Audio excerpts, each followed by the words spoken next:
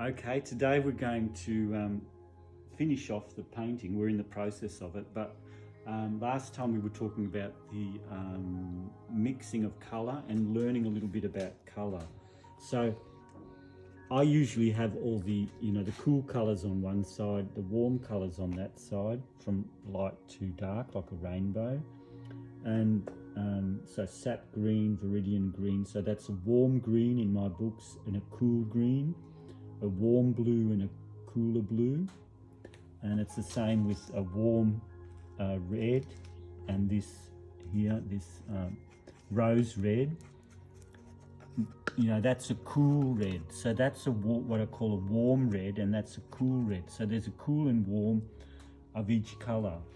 And that why that's important is that color sort of streams through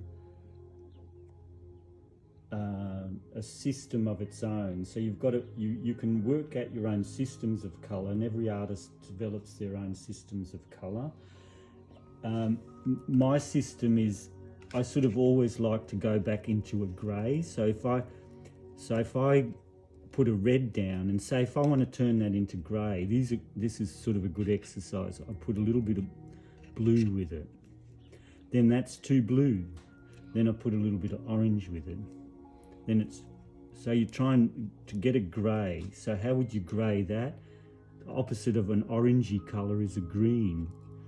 So then you would put a bit of green with it. Now that's still too orangey, so you put more green with it, more green with it. Now it's too green. How do you kill green? You put a bit of red, a bit of warm red. See, so it's quite a challenge to go to grey, but it can be done. See the turquoise, and that starts to go into a brown. So that's still a little bit on the warm side. So you cool it with blue. So these starting to get a grey. It's still a greeny grey, so we put a little bit of red with it. See, so there you're going towards the grey. So it's a good exercise to do to try and get a proper grey. This is still a warm grey, so you can still cool it, but it's an exercise in learning how you can balance different colours, and no matter what colour you put into it, you can keep, it's with opposites. So you work with, say, the opposite of blue is yellow, the opposite of green is orange, the opposite of turquoise would be this vermilion red, so the opposite of rose would be a sort of viridian green, a cool green and a cool red. So all these, so you're learning colour, learning when you play with them, put them together and see what you end up with. With your palette knife and a bit of white, you can play around with them and learn them, learn colour. And that way you'll learn mixing. And with learning the mixing, then you'll be able to control the colours when you're putting them on the painting, you'll be able to still control the colour by adding the opposite colours or whatever you're trying to do, you'll be able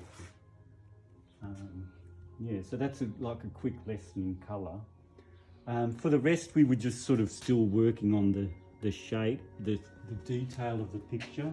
So here we had this petal was actually this big, and this is just to show you also how easy it is to change. So they say, there's no excuse for a bad oil painting because you can at any point change it.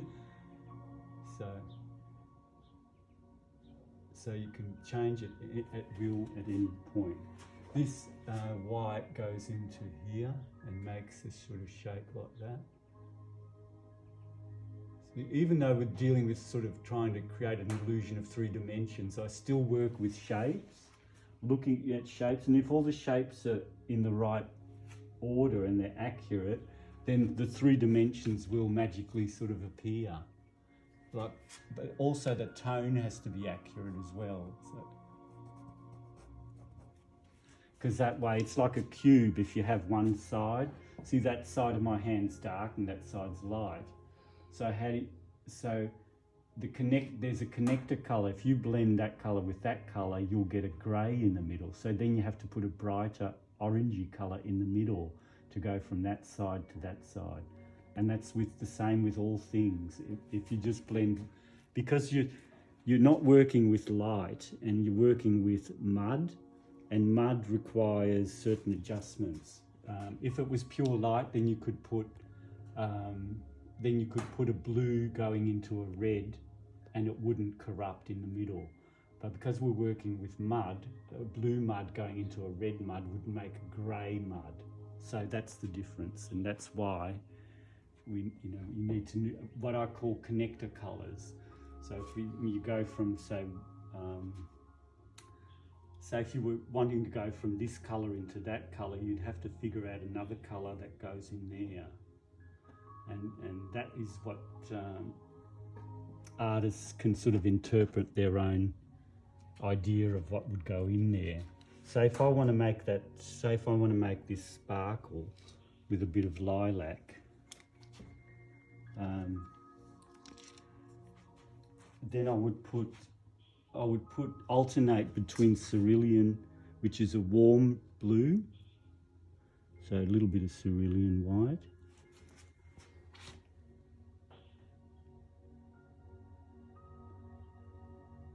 and sort of rub it in there, and then I would put a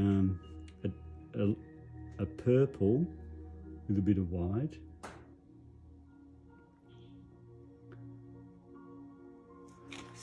and put that a bit more white. Sorry, a bit more white,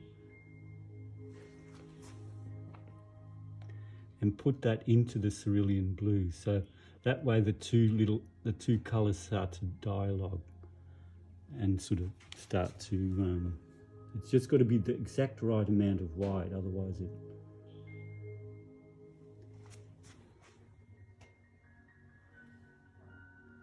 so you can then apply. So there's still a bit of cerulean on my brush and a bit of purple, so now the two can play together and create a sort of a luminosity of colour. See, whereas if you only applied the purple or only applied the cerulean, you wouldn't get the play between the warm and the cool. So in that way you can sort of liven things up in the paintwork. Now there's a colour on the side of here. I don't know if you can see it. Yep. So it's quite bright and luminous, and that's what I'm going to try and achieve. So which means I've got to work with dull blues and really uncorrupted blues. So, okay, well that's a bit of work on colour, yeah? And yeah, so for the rest now we can just do a little bit more detail. So if I work on this area here is a little bit too light, so I want to darken that. So I've got, because this petal here is behind that petal, so a little bit of light colour, a little bit of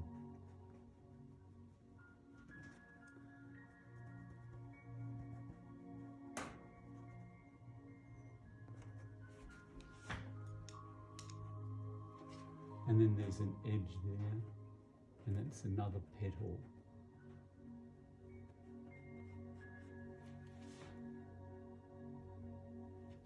And then that is all one colour, one body colour.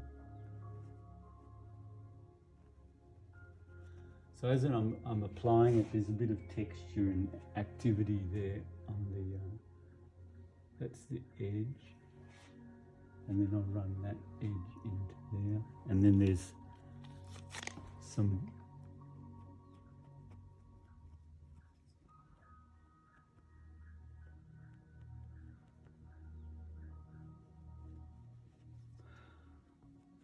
yeah, so with the edges, I'm not just doing a cold hard edge, see what I mean? It's a lot of detail going into that. And then that sort of blends into, so there's a bit of a movement there. I need a little bit dark paint. So this grey is quite handy, this browny grey. And then I can see, so work it into the underlayer of paint. Yep. Okay, so there is another couple of pointers on the art of painting and how we go about it and the complexity of it. So, thank you.